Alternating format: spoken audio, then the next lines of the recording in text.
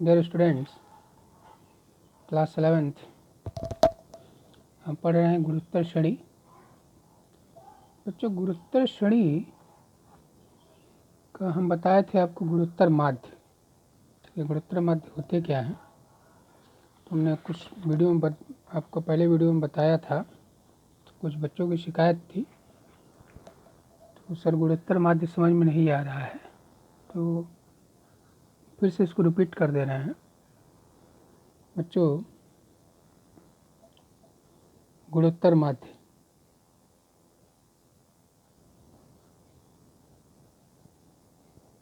किसे कहते हैं? यदि 3 राशियां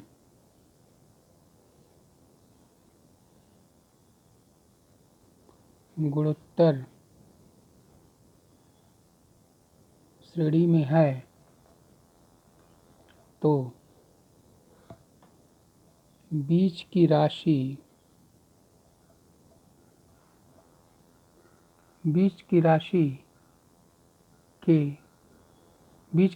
को दो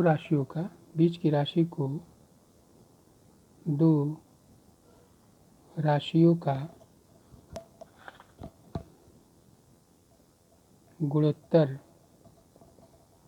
माध्य कहते हैं। ऐसे मान लो बच्चों, अगर ए है, 3 राशियां हैं, ए और बी, और यहाँ पे जी मान लिया। जी इसलिए माना कि जी फॉर ज्योमेट्रिक प्रोग्रेशन है, तो जी से हमारा गुणोत्तर माध्य हो गया, इसलिए इसको जी माना। ठीक है, तो इसका गुणोत्तर माध्य क्या होगा? इसमें हम समांतर श्रेणी में क्या करते थे, सेकंड में से फर्स्ट को घटाते थे, फिर थर्ड में से सेकंड को घटाते थे, उसके बाद फिर जो वैल्यू आती थी वो हमारी होती थी गुणोत्तर माध्य, ये समांतर माध्य। अब गुणोत्तर माध्य में क्या करेंगे बच्चों कि ये तो जैसे ए है, ए आर है, तो ए आर बटा ए T2/T1, तो उसी तरह G by A is equal to B by जी।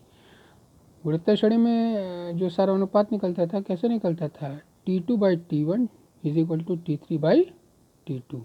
ठीक है, तो ये हमारा हो जाएगा बच्चों जी स्क्वायर, तिर्यक गुणा कर देंगे, G square is equal to A B, यानी G is equal to under root A B. यानी बच्चों, अगर 3 राशियाँ दी गई हों तो उनका गुणोत्तर माध्य हमारा क्या होगा? देखिए गड़बड़ा गया, G is equal to under root A B.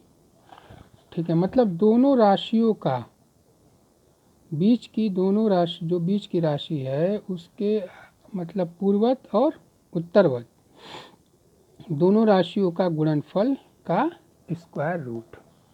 ठीक है, चलिए एक क्वेश्चन था बच्चों प्रॉब्लम थी आप लोग को। क्वेश्चन है, यदि किसी गुणोत्तर श्रेणी का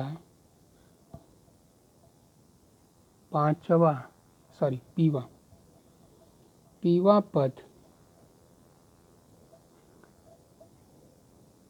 पद तथा आरवा पद क्रमशः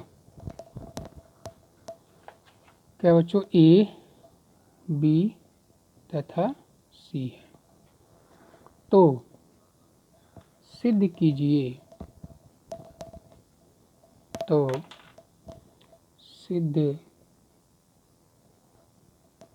कीजिए कि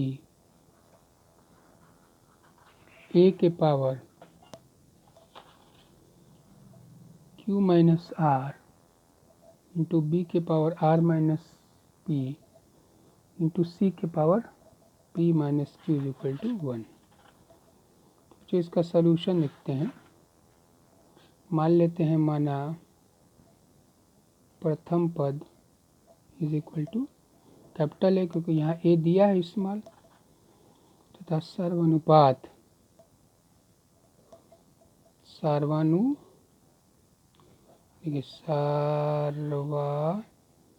no path is equal to capital R. Small R इसमें दिया है, स्मॉल आर मानेंगे तो मैच कर जाएगा, ठीक। तो यहाँ कैपिटल आर मानते हैं।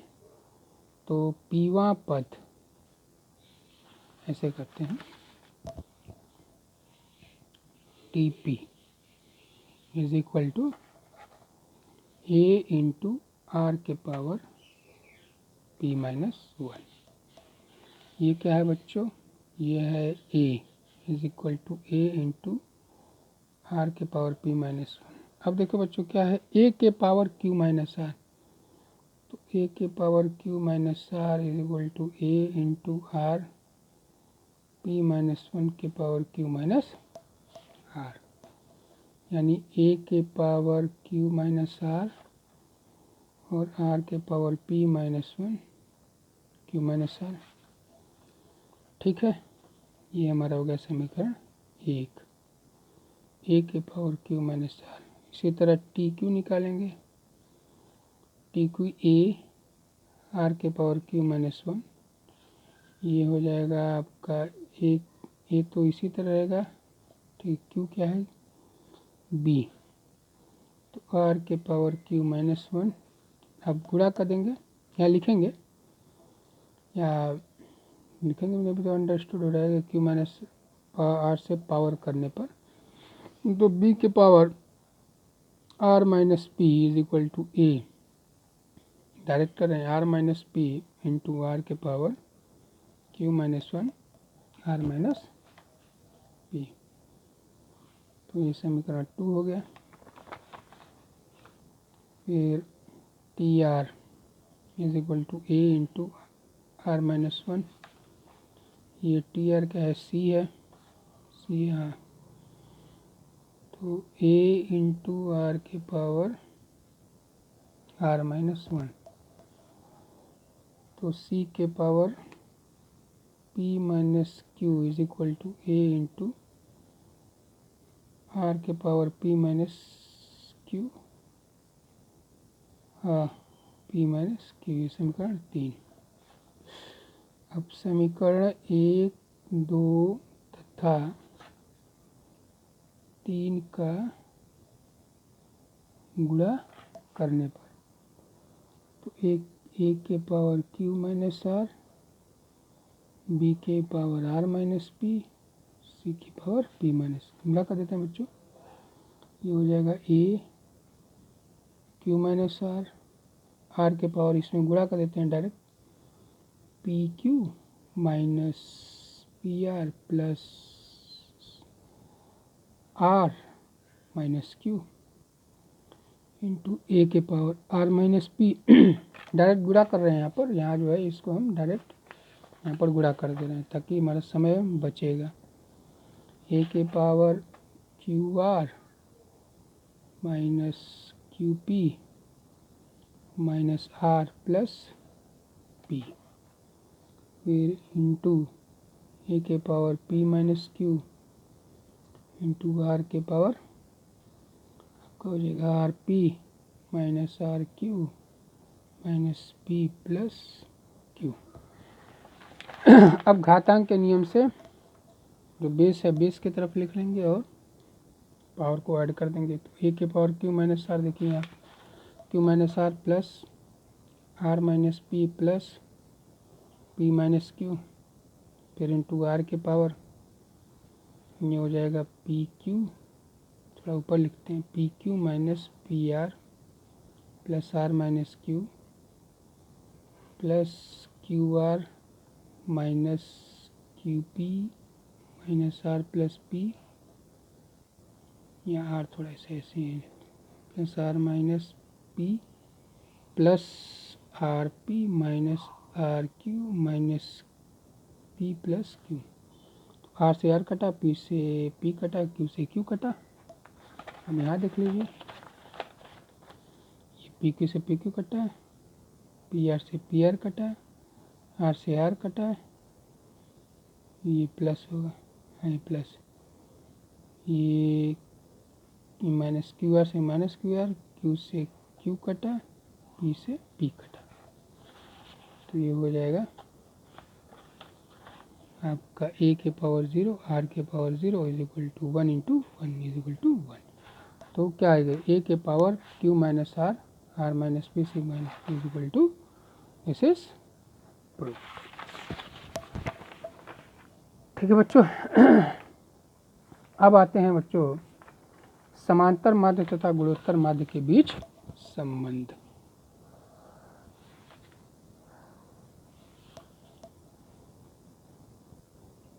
समांतर माध्य तथा गुणोत्तर माध्य के बीच संबंध। माना A तथा G दी गई दो धनात्मक संख्या A तथा B के बीच क्रमशः समांतर तथा गुणोत्तर माध्य है। यानी A, G और B। अब इनके बीच में हमें क्या बच्चों फाइंड करना है, ये तो A इज इक्वल टू क्या होता है A प्लस बी बाई 2। अब ये नहीं कि ये A बटा A कर देंगे, G बटा B भी नहीं, क्योंकि ये तो GP में है नहीं और ना ये AP में है। ये तो बस दे रहा है कि A तथा G दी गई दो धनात्मक संख्या E के बीच क्रमशः ये समांतर माध्य है। ठीक है, तो समांतर माध्य अगर A B के बीच है तो समांतर माध्य ये है और गुणोत्तर माध्य G is equal to under root ये भी है। तब हम निकालेंगे A माइनस जी, मतलब A माइनस जी निकालने हैं कि या G माइनस A निकाले चाहे A माइनस जी निकालें। कोई बंदा कहेगा सर हम G माइनस A निकालें, निकालो भाई। उसमें पता चलेगा कि A और G के बीच क्या संबंध है। तो ये हो जाएगा A plus b by 2 minus under root A b. तो A plus b minus 2 under root A b by 2। अब बच्चों ये क्या हो जाएगा अंडर रूट ए का square plus under root b का square minus 2 under root a under root b upon 2। तो ये हो जाएगा under root a minus under root b का होल स्क्वायर अपॉन 2। तो अब इसकी जब वैल्यू निकालेंगे बच्चों तो क्या आ जाएगी, ग्रेटर देन और इक्वल टू 0 होगी ना। तो A minus G greater than और equal to 0, therefore A greater than और इक्वल टू, मतलब समांतर माध्य जो होगा बच्चों वो गुणोत्तर माध्य से क्या होगा, इक्वल भी होगा और बड़ा भी होगा। तो बच्चों इसमें एक क्वेश्चन आता है, इस क्वेश्चन घुमा के आ जाएगा। ये नहीं कहेगा कि समांतर माध्य और गुणोत्तर माध्य के बीच संबंध ज्ञात कीजिए। क्वेश्चन आएगा सिद्ध कीजिए कि दो धनात्मक वास्तविक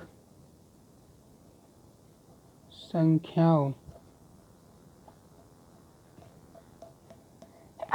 का समांतर, देखिए समांतर है ना, ये समांतर है, समांतर माध्य उनके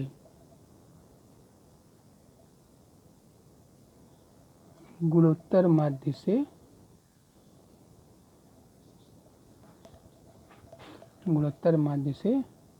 बड़ा होता है।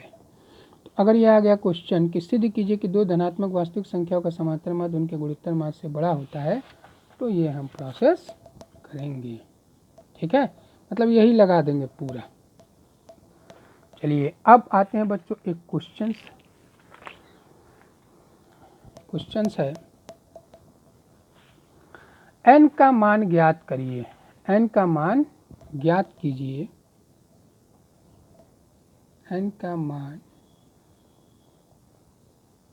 ज्ञात कीजिए ताकि a के पावर n+1 प्लस b के पावर n+1 अपॉन a के पावर n प्लस b के पावर n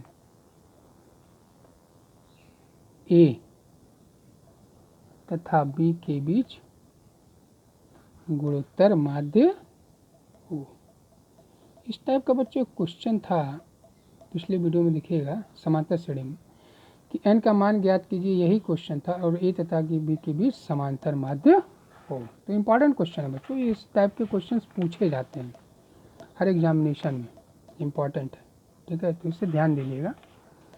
तो इसका सलूशन देखते हैं बच्चों। प्रश्नानुसार देख लीजिए, ये क्वेश्चन नंबर 27 है NCERT का। तो प्रश्नानुसार an प्लस बी के पावर n+1 अपॉन ए के पावर n प्लस बी के power n is equal to √AB। अब इसको सॉल्व करते हैं। ए के पावर n+1 प्लस बी के power n+1 is equal to √AB a के पावर n प्लस बी के पावर n। तो बच्चों ये हो जाएगा a के पावर n+1 प्लस बी के पावर n+1, ये हो जाएगा a के पावर 1/2 इंटू ए के पावर n इंटू बी के पावर 1/2। √AB को लिख सकते हैं, तो हो जाएगा b के पावर n a के पावर 1/2 और b के पावर 1/2। 1/2 समझ रहे हैं ना। √AB को a के पावर, ये कैसे होगा, √mn, ये ध्यान दीजिएगा, √mn इज इक्वल टू हम लिख सकते हैं m के पावर 1/2 n के पावर 1/2, ये घातांक के नियम से। तो ये हो जाएगा बच्चों a के power n plus 1/2 into B के power 1/2 plus B n plus 1/2 और के पावर 1/2। तो इसको जो है एक साइड a के पावर को कर लेते हैं, एक साइड a के पावर n+1 माइनस a के पावर n+1/2 इंटू बी के power 1/2 is equal to b के पावर n+1/2 इंटू ए के पावर 1/2 माइनस बी के पावर n+1। अब यहाँ देखिए, अगर हम कॉमन ले लें a के पावर n+1/2, ए के पावर n+1/2 कॉमन ले लें, तो यहाँ कॉमन लेंगे तो ये n+1/2 प्लस 1/2 है, तो क्या हो जाएगा a के पावर 1/2 माइनस बी के पावर 1/2। n+1 को लिख सकते हैं ना, ऐसे लिखिए n+1 को हम लिख सकते हैं n+1/2 प्लस 1/2, तो पावर रहेगा तो a के पावर 1+1/2 इंटू ए के पावर 1/2 लिख सकते हैं, ठीक है। तो ऐसे हमने इसको लिख दिया। ये हो जाएगा b के पावर n प्लस 1/2 कॉमन और b के पावर 1/a के पावर 1/2 माइनस b के पावर 1/2, क्योंकि n+1/2 कॉमन लिया है ना, तो a के पावर 1/2 इधर हो जाएगा, तो ये दोनों कट गया, ठीक है। अगर a is equal to not b हो तो अब a के power n+1/2 is equal to b के पावर n+1/2, यानी ये हो जाएगा a के पावर n/1+2 और b के power n+1/2 is equal to 1। इसको हम क्या लिख सकते हैं, इसको हम लिख सकते हैं a के पावर n+1/2 b के power n+1/2 is equal to a/p के पावर 0 लिख सकते हैं। चलिए इसको यहीं सॉल्व कर देते हैं, नेक्स्ट पेज पे क्या सॉल्व करें, यहीं सॉल्व कर देते हैं। तो a/b के power n+1/2 is equal to a/b के पावर 0 लिख सकते हैं ना। a के पावर m अपॉन b के पावर m, तो a/b के पावर m, तो बेस बराबर है, तो therefore n+1/2 is equal to 0, यानी n इज इक्वल टू -1/2, तो यानी ये हो गया बच्चों n की वैल्यू -1/2 होगी अगर ये a के बीच ये गुणोत्तर माध्य हो, ठीक है। अब बच्चों एक और क्वेश्चन है आपका, कि अगर दो धनात्मक संख्याएं हैं, यदि क्वेश्चंस है।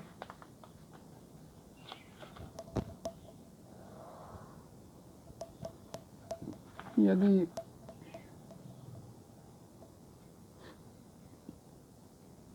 दो धनात्मक संख्या ए तथा बी के बीच समांतर माध्य तथा गुणोत्तर माध्य क्रमशः 10 और 8 है तो संख्या ज्ञात करो। सॉल्यूशन। ए समांतर माध्य क्या है, a m is equal to A plus b by 2 और जी एम क्या है, अंडर रूट ए बी। तो प्रश्नानुसार ए प्लस बी बाई 2 बराबर 10, समीकरण 1 हो गया, और अंडर रूट ए बी बराबर 8।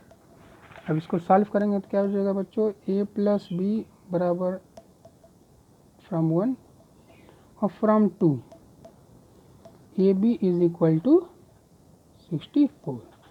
अब इसको जब बच्चों सॉल्व करेंगे तो a माइनस बी का whole square is equal to A plus B का होल स्क्वायर और माइनस 4ab। तो क्या हो जाएगा, 20 का square minus 4 into 64, A square plus B square plus 2ab minus, तो ये हो जाएगा 400 माइनस 4 चौके 16, 4 छः 24 से 25, तो हो जाएगा 10 में से 4 गया 6 और 9 में से 5 गया 4 और 3 में से 2 गया 1। देखिए गड़बड़ है क्या, ये आ जाएगा ए प्लस बी का स्क्वायर, 20 का स्क्वायर मतलब 4 से 4 चौके 16, 4 चौके 16 1 और तो हो जाएगा 4, तो ए माइनस बी का होल स्क्वायर, तो A minus B is equal to 12। ये समीकरण 3, यानी समीकरण 1 तथा 3 जोड़ने पर हो जाएगा A plus B is equal to 20 और A minus B is equal to 12। कटा, यानी 2a बराबर 2, 2 1 3, यानी a इज इक्वल टू आ गया 16, चलो दुनिया 32। ठीक है, a इज इक्वल टू आ गया बच्चों 16। ठीक है, और आपका b, a plus B is equal to 20 है, तो b is equal to 20 minus A, यानी 20 माइनस 16 इज इक्वल टू 4, यानी b इज इक्वल टू 4। अब ये बच्चों हम a minus b plus minus लेंगे, ये होगा धनात्मक संख्या लेने पर। अब धनात्मक संख्या ले तो धनात्मक संख्या लेने पर, और ऋणात्मक संख्या लेंगे बच्चों, ऋणात्मक संख्या, देखिए ऋणात्मक संख्या लेने पर, यानी a minus B is equal to minus 12 लेंगे, सॉल्व करेंगे, सॉल्व करने पर a इज इक्वल टू 4 आएगा और b is equal to minus a, b is equal to 16 आएगा। ठीक है, तो a की वैल्यू क्या हो जाएगी, संख्या क्या हो जाएगी बच्चों, संख्या हो जाएगी a इज इक्वल टू 4 और b इज इक्वल टू 16, या a इज इक्वल टू 16 और b इज इक्वल टू 4। बच्चों आपको होमवर्क में दे रहा हूँ, क्वेश्चन नंबर 6, 7, 8, 9, 10, 12, 13, 18, 21 और 22, 24 लेक्चर हो चुका है और ये 32। तो ये बच्चों ये आप क्वेश्चन सॉल्व करिएगा। Okay, thank you.